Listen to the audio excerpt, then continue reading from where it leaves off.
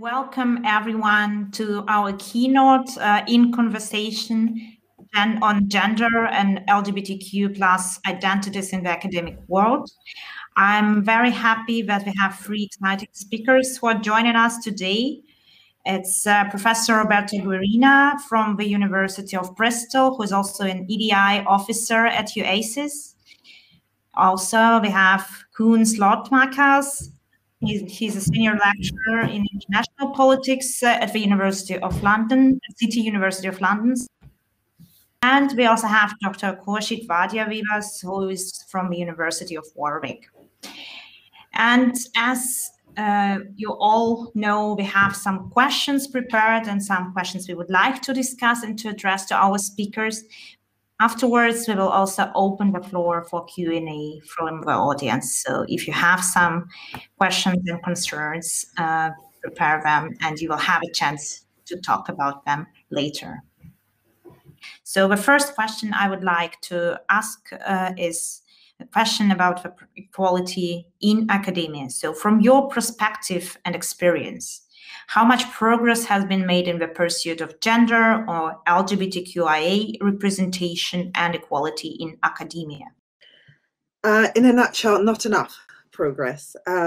Some progress has actually happened, and I think it is important to acknowledge that.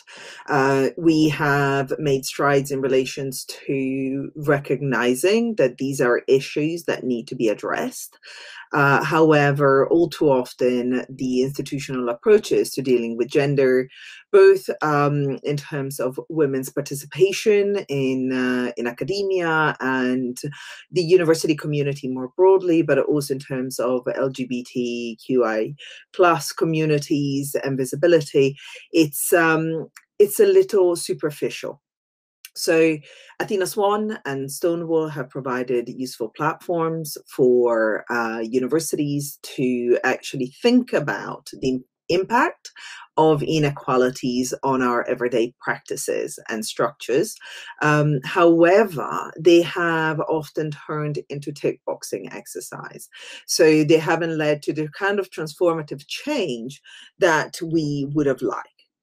Now, I'm going to say something possibly a little bit controversial, but I think it is important to note. Although the charters have not led to this kind of transformative change that many of us have been advocating, it is also important to note that they have led to a much broader range of conversations within universities that we haven't had before. So whereas the focus has been mostly on descriptive representation, and we haven't really got to grips with the more complex issues that lead to unequal outcomes and the of women, and especially women of color within the higher levels of the academy, we are now starting to think about those issues in a more concerted and methodical way. Now, where we let ourselves down is not understanding the link between unequal outcomes, so women's underrepresentations as professors and senior leaders within the academy, and the expectations of academic careers and the profession as a whole.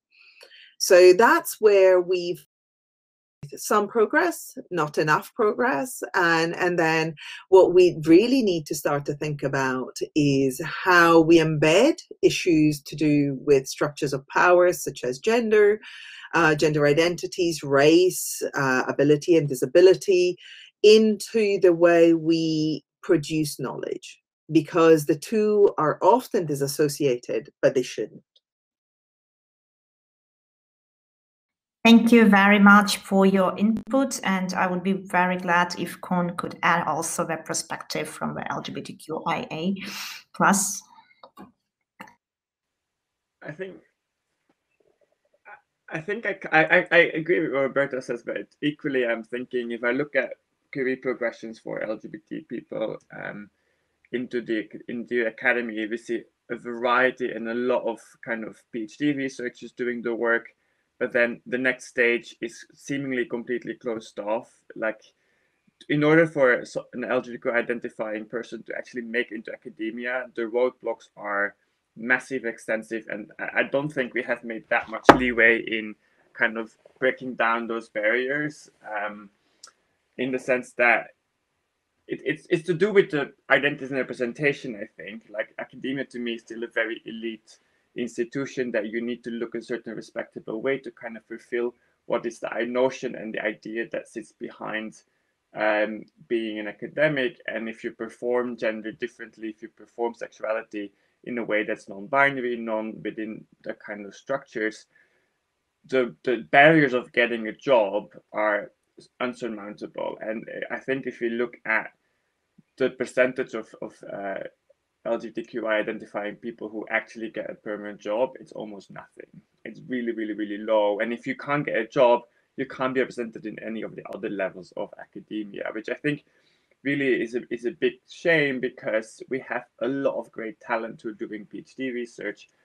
But if they can't become part of it, you can't really get to that kind of change that we need to be seeing. So in that regards, I'm perhaps a bit more pessimistic in how in where we are than perhaps Roberta says, although I do agree with what she says. But I think it's also part comes to do with identities, but then also the kind of research questions that are often asked as part of the LGBT research agenda. Whilst we have kind of gotten to a point where feminist questions are semi-accepted as acceptable topics, and I say semi-accepted because it's deemed as a worthy subject, but it's still very marginalized. And it's often, are we just one person, or oh no, we have that gender person, so it's still kind of put to the side. When it comes to sexuality issues, I think that kind of acceptance as this is a worthy topic hasn't really made it yet. It's an exotic topic that is seen as, especially now these days, it's seen as, oh, it's maybe hip as a case study, but actually taking it as a bigger question of the structures that sit within society or in politics, that's not really yet seen. And that also then leads to how we engage with these topics, and who engage with these topics really matters.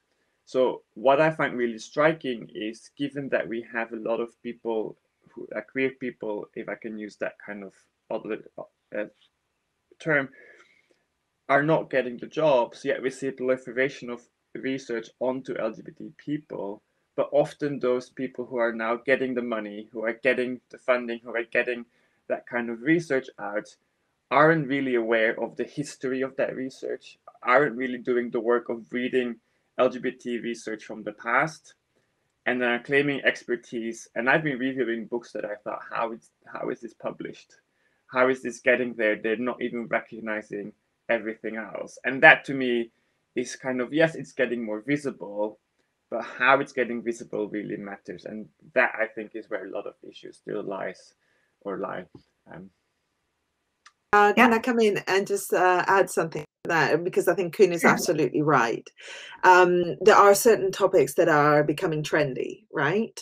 And what we're seeing is some mainstream scholars, or scholars who have not historically done research on gender or race or sexuality or identities, now coming into this field. And Koen is absolutely right. They hardly ever cite the work that has gone before, right? Because there is still this kind of focus on firstism. I'm the first to do this kind of research. Well, it depends on, where you go and find the body of literature upon which you build. And that's actually something that I think research on sexualities and feminist research have a lot of in common, but also with anti-racist research, is that people see it as building blocks. They build on each other's knowledge to advance a research agenda, which is done as a part of a collective, a much bigger kind of endeavor, as opposed to being the single individual scholar that produces this knowledge, becomes a kind of field leading, field defining, but it's done with the idea to achieve some social change, which is why we need to think about feminist research methods, right? Because it gives you a different approach to think about structures and to think about power. Thank you very much with this important insight. I think you already touched upon the second question, but I will still try. Maybe we could still underline some additional issues that are still pressing in the research and in the area of gender as well in academia and the area of LGBTQIA representation in academia. And as we discuss with pressing issues, maybe you could also mention how might these issues be addressed. So some of the things you already pointed out, like the need for specific frameworks, need to recognition shoulders of the giants, or maybe in this case not so big giants we're standing on when they're doing research, but maybe you could elaborate on the further issues as well if you think there are any. We could start with Koen this time. Yeah, I mean, it's a tricky question, I think. I mean, I definitely touched upon some of it already. How to fix it? It's a big question about the power structure and how is academia structured. I think Roberta's absolutely right in saying this firstism is really problematic, plus this idea that you always have to speak to the big debates. Sometimes we don't really need to, and sometimes we don't really want to.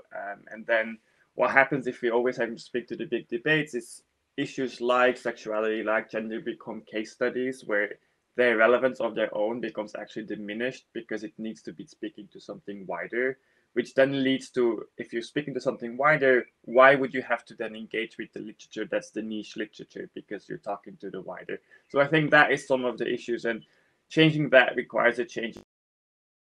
Produce, how do we publish, what is the standard of quality? If you want to publish in some of the top journals, you can't, like, you need to make it relevant for the wider audience, which I think I kind of question, like, why do I have to translate my work to make it relevant? Surely people should try to see the relevance and kind of want to be willing to see the relevance. So that's one issue. But I think another issue, and perhaps it's quite controversial of saying it so, but from a sexuality researcher perspective, like, we often assume there is this common allyship or this kind of solidarity between feminist and queer scholars, which isn't always there. If I think about this place of sexuality research within some of the kind of big networks around gender, like, that space had to be very hard fought for. And it's still something that we have to defend in the big, because there is still this kind of a lot of notions amongst, it depends also, like, the feminist tradition that people are from, but there's sometimes this notion like, this is not gender, this is not related to gender, and then, or this kind of taking away space from women, it's bringing men into our spaces, and I'm not saying this is everybody's thinking, and there's definitely a lot of variety in these groups, but I think when we assume that there is this always existing solidarity because we are interested in social justice, what we're not getting is that even there are power structures that are, because we are pitted against one another because of the neoliberal structure of academia and society. It's kind of our freedom or our inclusion is always on the back. We need to make choices, because if we want to be included, we have to pull up a barrier somewhere else.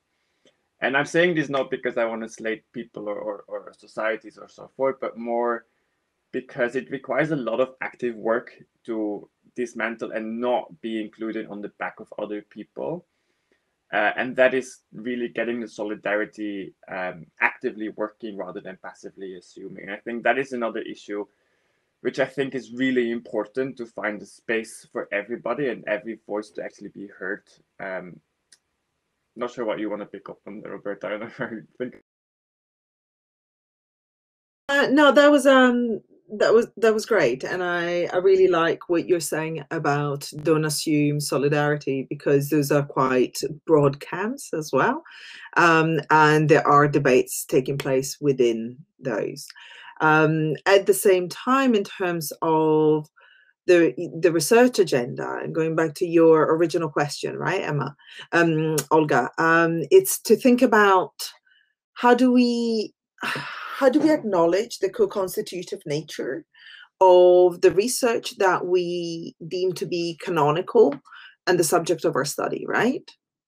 And how do we actually make that more inclusive? Not just because it's three things, not just because it's the right thing to do, because it is, not just because it's the trendy thing to do, which it is at the moment, but we need to do it because it actually produces better understanding of the subject of our study, right? And that is the complexity of diversifying knowledge and diversifying pathways to knowledge, which also leads to I don't want to use the word conflict, but to open exchanges, which are not necessarily debates, but it's because it recognizes structures of power and internal dynamics within the discipline, and more broadly within different approaches to the discipline. So it's not to assume that all approaches that look at gender, that look at race, that look at sexuality, the same starting position, or in other words, that they have the same kind of ontological approach to knowledge. Thank you for your responses. I think they have quite an interesting take on both sides, and very many points that you are raising, of course, are important, with especially, I think, with regard with trendiness. And then we talk about the European perspective mostly, but we of course know that in some parts of the world it's still also very problematic to conduct research in some of these areas. And coming to the next question, I would like to turn also to the doctoral students and early career researchers. I think only as well that we have some kind of block in the next stages for people who are doing research or who are also from the LGBTQIA community in getting promoted in the first steps. So what advice, looking back, if any advice, would you give to your doctoral students, to doctoral students, early career researchers, on the issues of gender and on the issue of LGBTQIA plus representation in academia? Maybe also in terms of research, but also in terms of personal, professional career development. Thank you. Professional career development, perhaps. Is it being recorded? Don't go into academia. No, there are some really good things about going into academia, but doing a PhD doesn't mean that you have to go into academia. And it is actually to understand, this is advice that I would give to anybody. It is to understand that this is not a career path that works for everybody, just like any other kind of career path, right? And you might have gotten quite a lot out of doing the PhD. You want to do research, but academia may not be the right place for you to do it. I have 3 PhD students currently completing, and I think all 3 of them are going to go into practitioner's job, right? And what they've got from their PhD was massive amounts of experience and training, networks, but they all feel that they love doing the research, but they want to do applied research and practical research, and the academy is really, and the expectations placed upon people within the academy is not for them. Now, that's the first bit of advice that I would give to anybody. Second, if you do go into the academy, there is no reason why we can't strive to actually change the structures and the natures of the academy itself. This is a deeply racialized, ableist, heteronormative profession that does disadvantage people who don't fit those standard categories, right? And what, relating to something that Koen said earlier, when our institutions think about gender, they're also incredibly normative about the way that they approach promoting women within the profession. The focus is pretty much almost entirely on care and caregiving, which is great because it wasn't there before. And, you know, that is something really important. But it's also not understanding the complexity of women, men's lived experiences. It is also actually not actively challenging heteronormative structures that are embedded within the profession itself. And also, it doesn't challenge the gender divisions of labor that often we see within academic departments more broadly, actually within institutions as a whole. If you look at the structures, who sits at the top, who does all the kind of caring, pastoral kind of work, both in the professional services side, but also the academic side. So if you don't have to go into academia just because you're doing a PhD. It is a great profession to go into, but it is not without its faults and problems. And B, if you do go into academia and it doesn't work for you the way that it is, there is no reason why you shouldn't. And arguably that's a call to action. We all should actually work to make this profession more inclusive, because it actually will lead to better production of knowledge. I could add a couple of personal points also from my side as an early career researcher.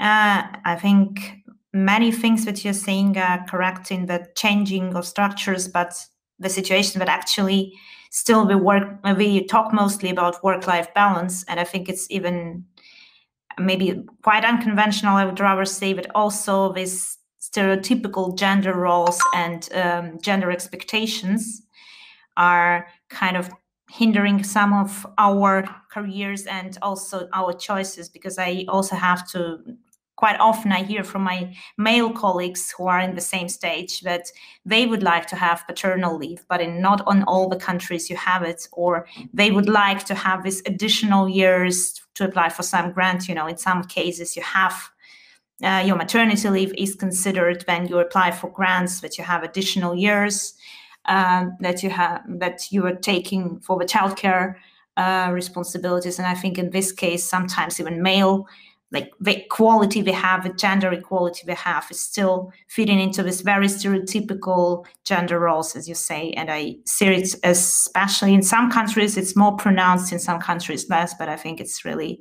the problem that we still have, and I don't see any changes at the moment in that direction.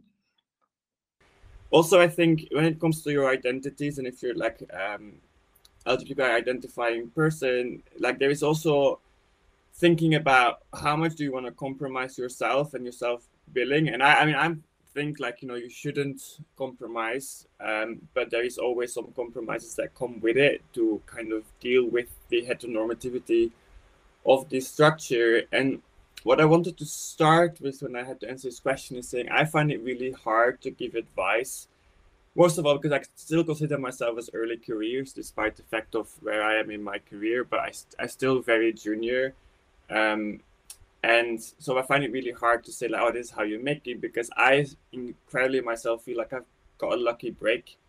I didn't get my job because of my research or because of my because of what I do intellectually, but I actually got my job because I can teach statistics that nobody else in the UK, or not very many, can teach, which is, I mean, so it kind of plays with me as well. Like I got my job for a certain skill that I have, but nothing to do with what I actually represent in academia, which obviously plays with me this whole idea of I just got a lucky break, and not saying therefore, you know, it's you can't make it, but that kind of does play a role, and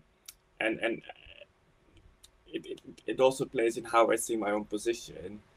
But one of the things I would want to say, so if you want to stay in academia, or if you want to kind of build this kind of profession or this career, one of the things I found was really helpful is getting your own network, your own mentors outside your institution, because most of the time you will be the only person working on LGBT issues or on sexuality issues within whatever institution you're working, unless you're lucky enough to work in an institution that has a very strong gender and sexuality kind of network, but usually you're the only person. So building that kind of network of mentors outside, I mean, Roberta, you know this, like you've like Roberta for me has been a mentor since I started my PhD all these years ago, and still is. And I also have networks of other queer scholars who are continuously, I can go back and get support, and that kind of sharing of experiences is really important, because within the institution that doesn't exist. So you have to kind of find that way. Because it also can provide you with confidence and the ability to also maintain a selfness and self-understanding and being yourself. Like, and it's tricky because I always felt I had to kind of behave a certain way, and only when I got my permanent job I suddenly had some freedom that I felt like, okay, I can actually stand up and don't do the respectability politics. I can go to conferences in very queer t-shirts and trying to challenge heteronormativity, teach in outfits that, you know, wouldn't necessarily be deemed. I can have piercings in my face, which before I thought I would never be able to do because it wouldn't fit the respectability. And I kind of regret that I waited for so long to do it, but equally I'm also aware that that's kind of what I had to do to be able to make it, or that's kind of how I was made feel to do, which is not necessarily advice, but I think these are the kind of struggles that are going through my head on an almost daily basis. And I think the biggest advice that comes from that is, one, me telling you, but also you're not alone. Most of your peers are dealing with exactly the same questions. And if you do get a lucky break like me and get your job, which is not based upon your research, that doesn't diminish what research that you're doing. And I think, I mean, it took me a couple of years to realize that, but it is really important to kind of ensure that however you land your job, that doesn't mean anything about the quality of what you do. And I think, yeah, I'll leave it there. Thank you very much for your very personal account as well. I think for all of us, at some point, we feel very lonely in academia, and this advice to reach out, it's great advice that should be repeated over and over again. Thank you so much.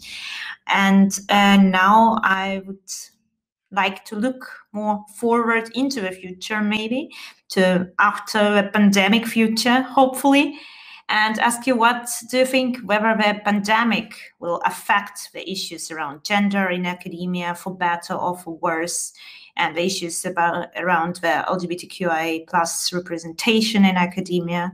Again, whether we will have some changes for better or for worse, whether the pandemic will have some impact. Why don't you start? I was just thinking, I find it's a really hard question, because we're still living the pandemic, and the impact of the pandemic on academia, I think, has been profound. Like, the work that has been done has been really, like, if I think of the last year, I have spent all my time doing student support work, dealing with a lot of students' mental health issues, and which, as Roberta said, who does that work is really gendered, and it's also usually like it's women or people like LGBTQI people who tend to do more of that work because they tend to be more visible as someone who is able to do that kind of work. And so that has a massive impact on how much time you have, how much time you have to think, how much time you have to research, which then means you're not producing. So that kind of has a long-term impact on where you are in academia. And I think there's a clear kind of winners and losers within the pandemic, which I think follows on the standard lines of power. So maybe I'm a bit pessimistic, and hopefully Roberta can give us some kind of spin on everything I say. But I'm a bit worried about who's actually, like, the labor that has been unevenly been shifted because of the pandemic, which will have long-term career consequences. So that, I think, is a problem in terms of representation of who can be within the profession. Also, a lot of people just got burned out or because of doing that work, and that also then obviously leads that people are leaving because they're just tired or they just can't cope with it, because I think institutions have not realized the amount of work that has been put in. And then especially in the UK setting, where it's very neoliberalized, marketized, and students are paying a lot of money, whatever work we have done has never been really valued because it's not value for money, as the government likes to say it. which I think is only going to like lead into a more kind of academia that doesn't really allow for the work that we want to do, that will challenge power structures. So that's kind of my pessimistic kind of idea of academia as an institution, as a structure. When it comes to research, you know, I'm not quite sure how that will shift. Obviously, if people are leaving, research is leaving. But for me, it's hard to say what will be the impact because, yeah, I don't know. It's also still living it, and I'm not fresh enough or not distant enough to really evaluate that.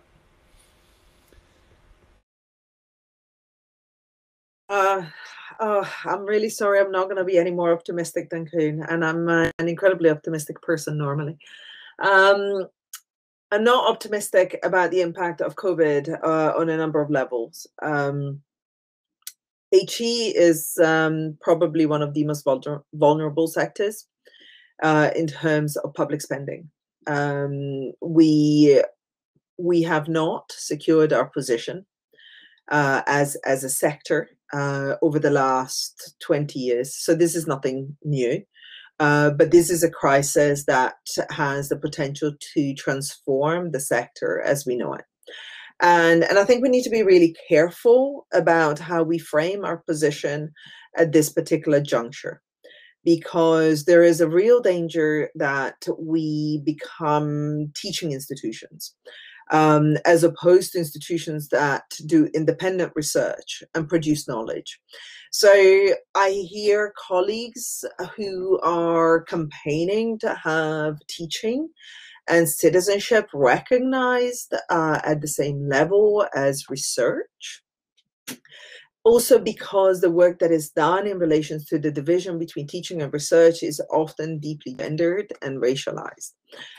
However, I think we need to be really, really careful about how we frame those discussions, because universities historically have been one of the few sites where independent knowledge can be produced. Now, this is under challenge and under threat, as we see certainly in the UK, despite the fact that we live and work and operate within the neoliberal university, we see government encroaching upon the work of universities increasingly under the guise of neoliberalism. So for all those who are campaigning for academic freedom and freedom of speech, or rather for those who are campaigning for freedom of speech, they're not actually safeguarding academic freedom at a much deeper level, which is the fact that universities need to be full service universities, that what we're seeing is a wholesale attack onto social sciences, arts and humanities. So I think the impact is going to be huge on the sector. And the reason why I'm talking about arts, humanities and social sciences is not just because I'm talking to social scientists right now, but also because we know that women and LGBTI people are more likely to be visible and represented within those disciplines. So what we're seeing is a direct attack to the sectors within the institutions that are more likely to see women employed as academics. The second part is to do with the work that is currently being produced, and by that I mean in terms of research. Who has time to do research at this particular juncture in our history matters. At the beginning of the pandemic, I was talking to some colleagues who suddenly had woken up to the gendered impact of COVID in relation to medical outcomes.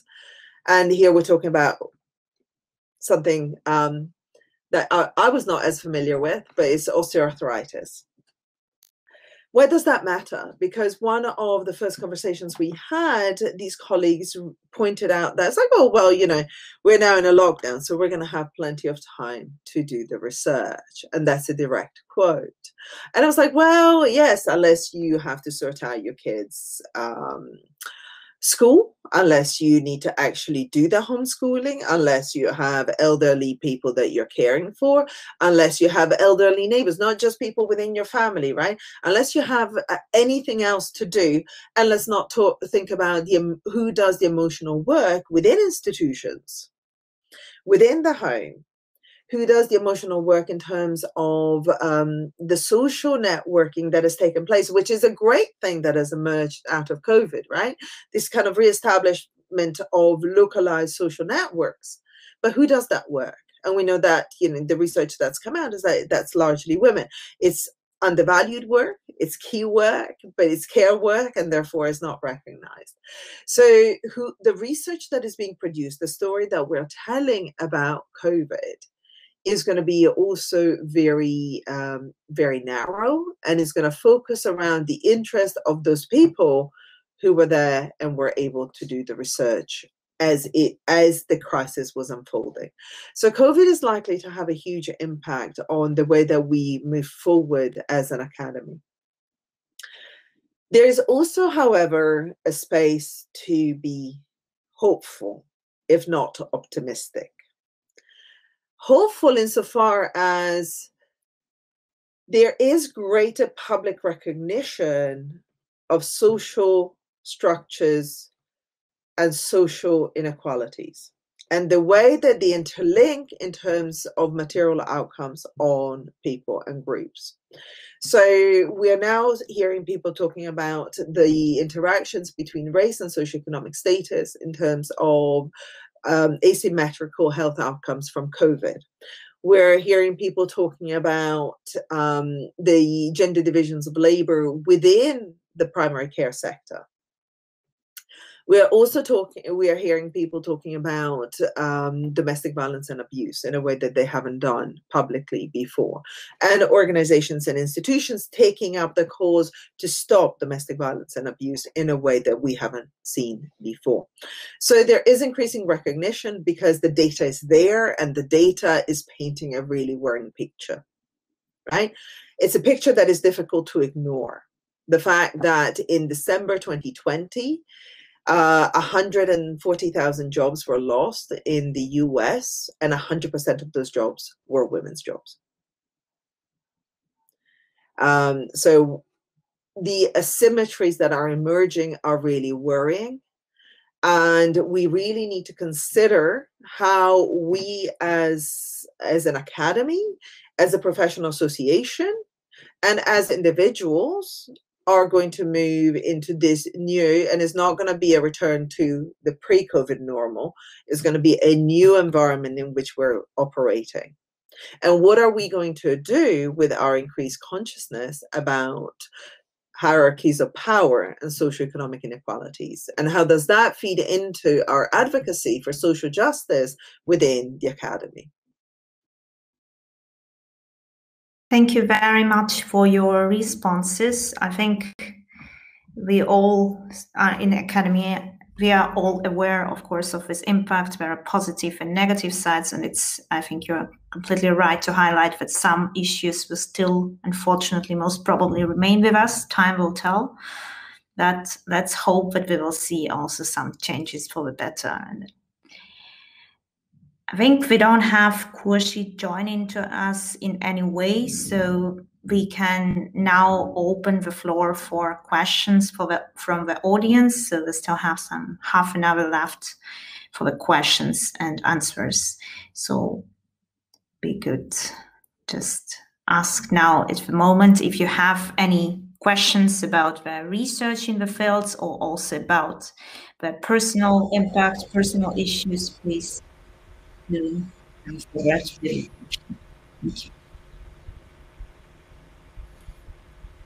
So perhaps while we're waiting for questions to appear in the chat, I just want to pick up on something Roberta said near the end, because indeed, I think one of I mean, no matter the impact COVID is having at the moment in our lives, I think we're in an extreme crisis point that nothing that was normal is actually still possible, which is extremely disruptive, and living through it is really painful. But also at the same time, I think moments like these are also the most fertile grounds for transformation and change. So even though I'm actually a very pessimistic person, I mean, I'm not a pessimistic person in life, but when it comes to like my professional, I'm a very skeptical and pessimistic person because I just skeptical for most of the things. But here I do think the crisis as a crisis where none of the existing structures were actually operating as they were does provide the fertile ground for challenge and transformation. The question is whether we have the capacity to also work on that alongside dealing with the impact it has on us, right? And I think that fertile ground is something we should capitalize on. Like Roberta was saying, like there is this consciousness that domestic abuse has suddenly been a lot more visible. The caring needs of what is done in at home is suddenly a lot more visible. And so it's stepping on that and making sure we can speak to those empowered to not go back to normal and kind of do that fight back. And in that, I think is a lot of potential that I could be hopeful about. So, you know, I want to make sure I put something positive in there. Thank you very much. As we don't have at the moment any questions in the chat, I think we just need a little bit more time. Maybe I can ask also one question about coming back to the research side of the issues, so gender issues and, I mean, research on gender, because we have, in many fields, we have gender issues in the research. So as political scientists, we have more and more, for example, research on gender representation in politics or gender-specific communication, but also the same, I think, the lack of this research on LGBTQIA, it's still obvious. And we have additional problem, as I pointed out before. So we are mostly speaking about the US and Western European context, but in many countries, we still have kind of lack of research or even problems with research in this area. So from personal Russian experience, I know that people are just, if you have a dissertation on specific issues on LGBTQIA, for example, or even on gender, you have problems defending the dissertation going further. So maybe you could give some advice on how to do research if you have some very difficult decisions to make in the field, whether you would recommend people to stay focused on their topic, because I think the motivation, especially in the first time, is very important for your PhD, or how to compromise with external pressures, also often legal pressures. I mean, when we're speaking about Europe, I think there are some countries as well where we see these problems on specific topics, how to compromise these pressures and personal motivation and personal research interest when you are in this early career stage in the PhD and researcher stage. Would you have some advice on that? That's an easy question, isn't it, Olga? No, start easy. It's very difficult to give blanket advice on those kind of issues because individual personal circumstances really matter. Okay.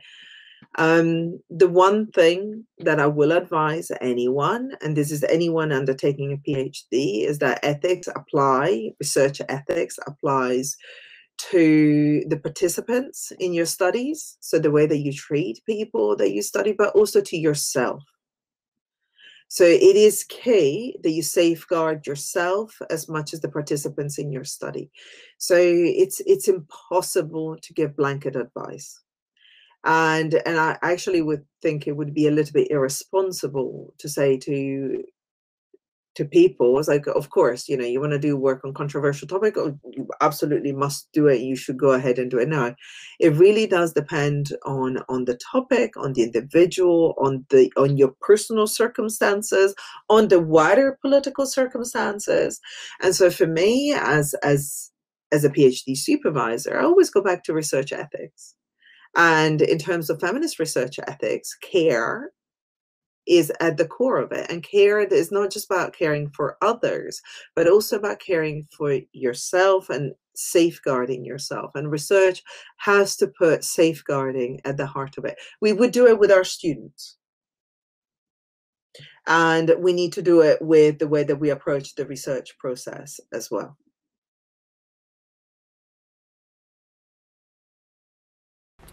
Yeah, I agree with Roberta. It's hard to give it. I mean, my advice would be consider your personal safety and what you can do from your personal perspective. I think that's always the first point of a call.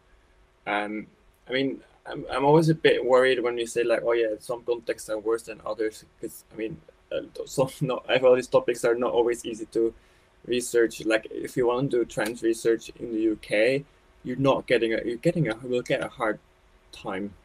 So for me, like I'm always really skeptical of when we pitch context to a context, because it creates narratives of some contexts are extremely good, other extremely bad, and that actually hides a lot of research that is being done, and a lot of ways in which people find creative ways of doing the research without it being extremely dangerously visible. So I think that is, is really important, because there are ways in which you can mask the way in which you talk about sexuality or gender. Like if you can just change some words in the title, and that would take the threat of that thesis away, and therefore the reception will be slightly different. And I'm not saying everybody should do that, right? But there are ways of there's a lot of creativity in a lot of these spaces to do that work in a way that does not put oneself in danger.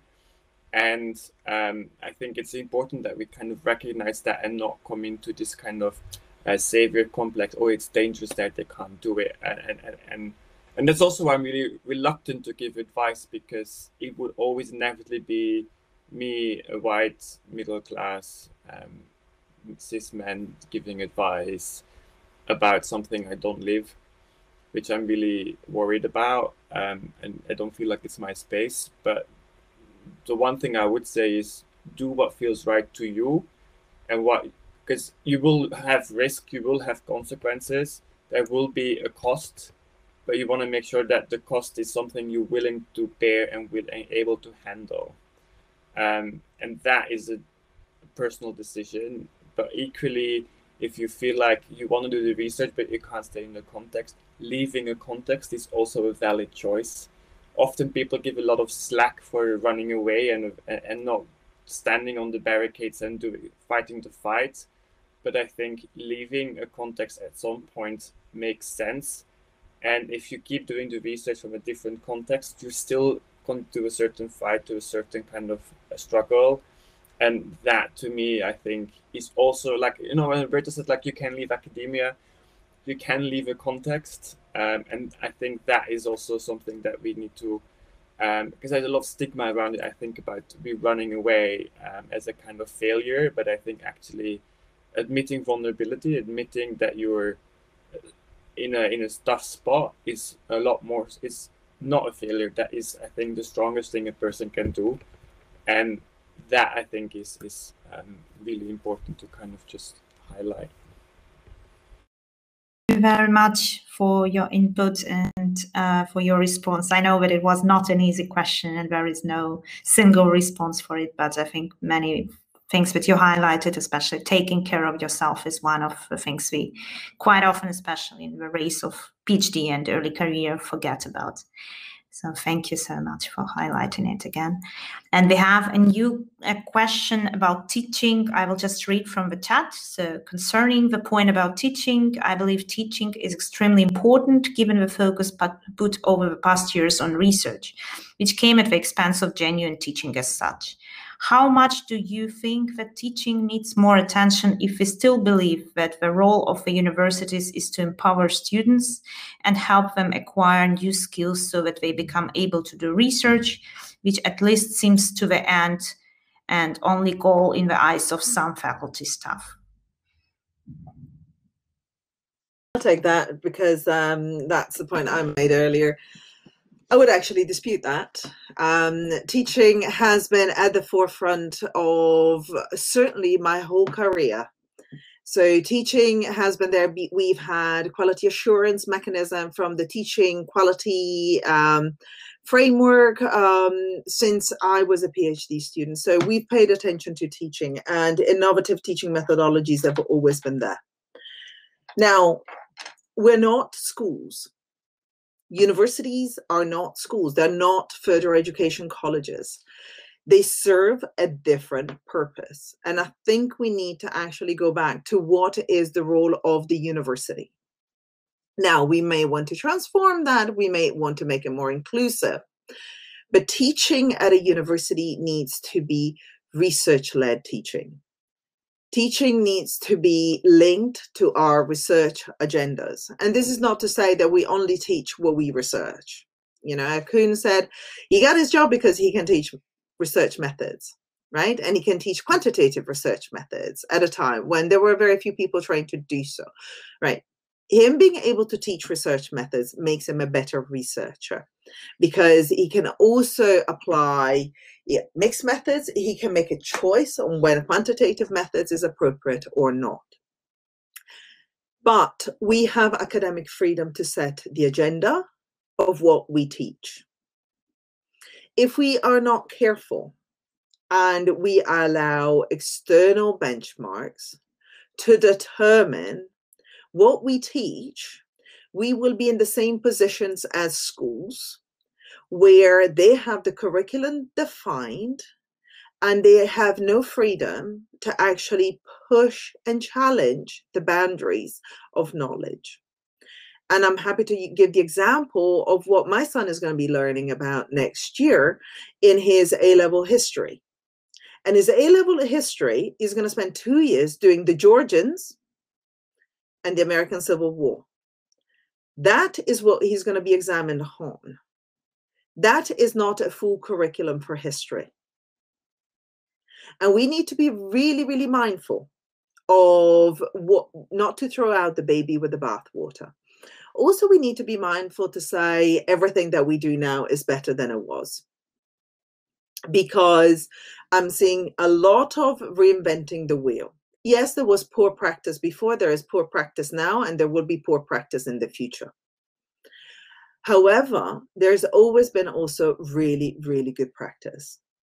And one of the things that I'm saying is that with the focus on the learning and teaching agenda, there is also a positioning of the student as customer in a way that actually disempowers the student and de-skills the students.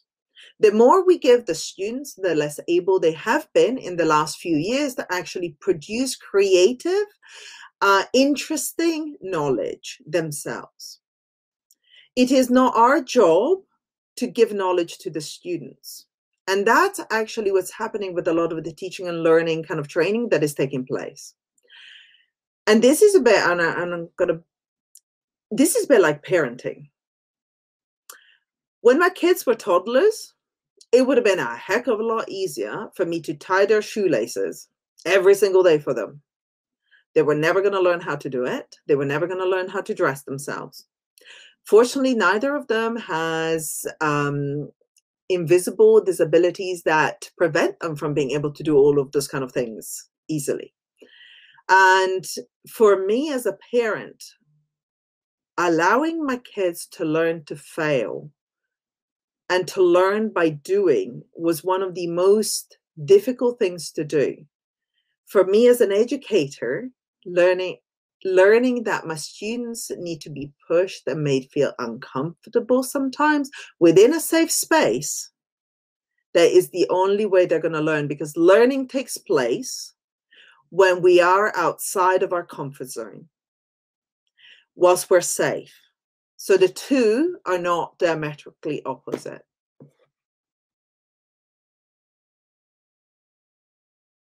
Thank you. So we have some additional comments, but the point was more about teaching as a way of empowerment, but I think you also covered it in the last seconds after this point was made. And we have another question from Lisa. The that is maybe quite specific on referencing bias. Do you have any advice on how to ensure balance in our reading and therefore citations referencing, in particular from the perspective of early career researchers, when there tends to be some pressure to use established scholarship that is often not very diverse? So I think both of you. I'll start because I think Roberta is typing some stuff. So I'll take this one to start. I mean, to be honest, like it's an issue I'm still struggling with. I know my referencing is not as diverse as I want it to be. Although I'm trying to. I mean, I have very bad practice because I tend to focus on ideas, and I'm not as good as also recognizing who has written what idea. That's my biggest flaw in how I reference, which I'm happy to admit that I'm working on. But given the kind of work I do, which is mostly critiquing hierarchies and decentering European ways of doing stuff, luckily that kind of topic already diverges me away from established scholarship. So that is one way of going about it. But I think if you're asked, like if you get pressure from somewhere else to say to use established scholarship, the question you can always ask is, but why? Why is that more valuable than the work I am citing? Because that question itself is a really loaded question, and I think you're free to push back and say like, well, that scholarship is either it's either not as progressed in what I want to say than the one I'm using, or it's just not appropriate, and you pushing me on it is actually quite epistemic violence in a way. So taking that active stance, and I think, I mean, I was listening to David Dury-Smith a couple of years ago at some conference, who was very much advocating about the politics of silence and non-referencing, like refusing to cite certain people and refusing to cite certain pieces of work are valid, and I think are really strong political choices you can make. I know I have been going through my PhD removing some people from my reference list because the politics they stand for are so diametrical against what I'm writing that I'm trying to now write what I want to write without having to rely on their work. And this doesn't mean I advocate no platforming, because it's a very complicated, but there are a couple of things where this really makes sense. And that kind of, because there is a validation in citations, and for kind of the non-established scholarship to be cited, it needs to be cited to be seen to then be cited again. I get most of my references through other people's work, and this is what I think Roberta was saying, is our, like, the feminist queer kind of scholarship is so building on each other that I learn from stuff I should have known because other colleagues bring it to my attention. And that is not the general kind of mainstream knowledge, because that's like, these are key and everything that derives from it is important. And that, I think, is a kind of different approach, and that dare to make the choices and stand by your choices, and don't let anybody convince you that the established mainstream scholarship needs to be cited, because it doesn't. If it's not relevant, it's not relevant. If you don't believe in it, you don't believe in it, and you can avoid it. I couldn't agree more. And as I said before, we see people jumping now onto the bandwagon of doing work, for instance, in my case, on women in leadership, women in foreign policy, women in diplomacy, right? And these people do not cite gender scholars. I mean, I'm attending panels and I'm like, so what does that tell us about representation? And they're like what? I was like, so why are you talking about women in leadership if you're not talking about representation, if you're not talking about bigger questions, right? And they don't cite the gender scholarship because they're not familiar with the gender scholarship, because they haven't seen it, because they haven't searched it. Don't ask me. There are, I think, a lot of structural reasons why they don't cite the gender scholarship, because they feel that they have to cite the mainstream scholarship, because those are the people that's how we have all been trained. I'm totally with Koen. There are people I will not cite. It's as simple as that. because their politics are so fundamentally different from mine. And there are other people who I will cite because, and actually I will go out of my way to find ways to bring their work into mine. The reason why I will not cite certain people is because citations matter. When you apply for jobs, your H index will be something that for prospective employers, especially within the academy, will look at. So if you don't have a Google Scholar account, I would strongly encourage you to set one up. And, you know, to cite each other, because citations matter. And when we talk about gender pay differentials and race pay differentials within the academy, we know that women are cited less, they have lower H indices, and therefore they get paid less. So the politics of citation is absolutely key to understand inequalities within the academy. So there are both good academic reasons for not citing certain people, but there are even better academic reasons that if you want to change the academy, you also need to understand what the rules of the game are and actually how to use them. And don't play the game to just reproduce the structures that are there, because you can use those rules to completely turn those structures upside down. So citations matter. Have a look at who you're citing. Thank you very much for your responses. I don't see any further questions in the chat, so I don't think we have any. Then I would. Can I just? I just want to pick up on like Roberta saying, like, you know, have a citing group of, like, I have some friends of mine that I work very closely with that I will make sure I cite every single time, and we cite each other, because this is what the white men do as well. They cite their friends, right? This is how mainstream literature becomes mainstream. So do exactly the same. Have your group of friends who use work you want to post, and vice versa. And there is no shame in that. Like, that's how it's done. And I think, like, especially also thinking of your early careers, like, cite your fellow early careers. If they have published something and it's relevant, slam it in. If it's remotely relevant, make sure it's there. I know you have to cut out, and if you have to publish and you have to cut out references to save words, because that's the first thing I cut when I have to, you know, cut my word length. Be aware of who do you cut. If you can make a point using either an established scholar or a new coming scholar, use a new scholar, because they can use that citation a lot more than the established scholar. And those decisions matter. And that, I think, just think about it, and don't feel, like I said, don't feel ashamed of making these decisions, because anybody else is doing the same bloody thing, but in a way that just deplatforms, if that's a word, people who needs to actually have a voice. It's constantly silencing the marginalized groups within academia. So if you're doing your politics to lift them up again, own it and do it.